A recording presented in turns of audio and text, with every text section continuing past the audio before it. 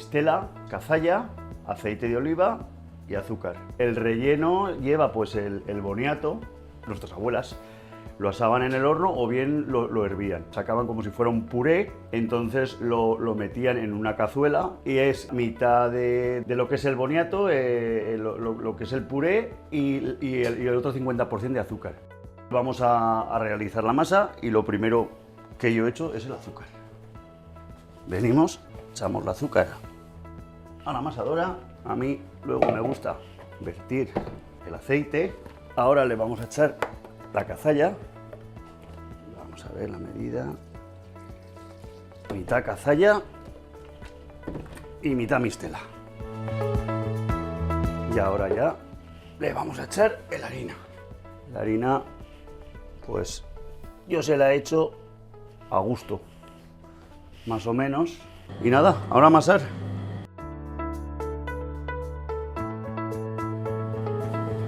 Bueno, pues yo pienso que la masa la tenemos en su punto.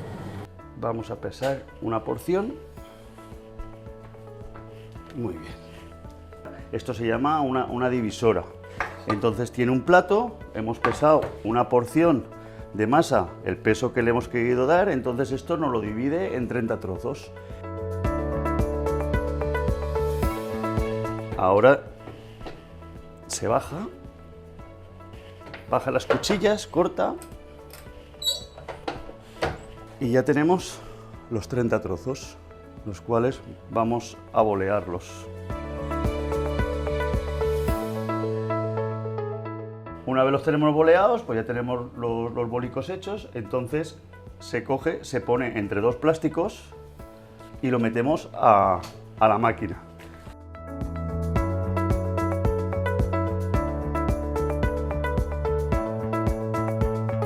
Y ahora María Jesús pues va a coger y va a poner el relleno, lo dobla y ya tenemos un pastel de boniato.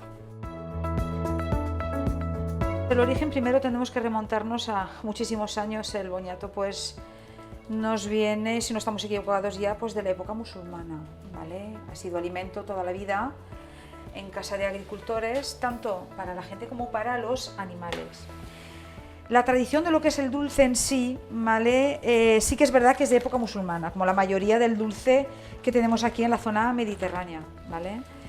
Ellos siempre han hecho un dulce muy bueno y de ahí pues meter el dulce en que pues vamos a meter el dulce en una masa, vamos a hacer unos pastelitos para que el dulce nos aguante muchísimo más y tengamos pues durante meses la posibilidad de comer pastelitos de boniato, porque claro, en aquella época pues cuando hacían muchísimo para tener para mucho tiempo.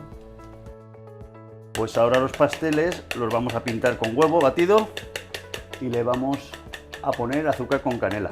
Ese es el toque que se les da a los pasteles de boniato para que al comerlos pues tengas ese saborcico a la canela que combina también con el boniato.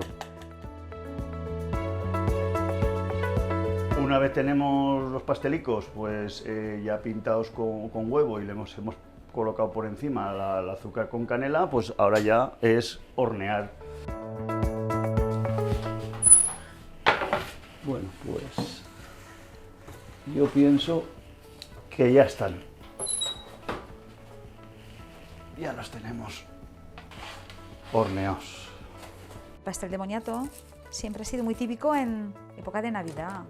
En época de Navidad, unos días antes de Navidad, pues las mujeres, las abuelas, las mamás, los niños íbamos al horno a hacer los pasteles y, por supuesto, se comía siempre acompañado de un vasito de mistela.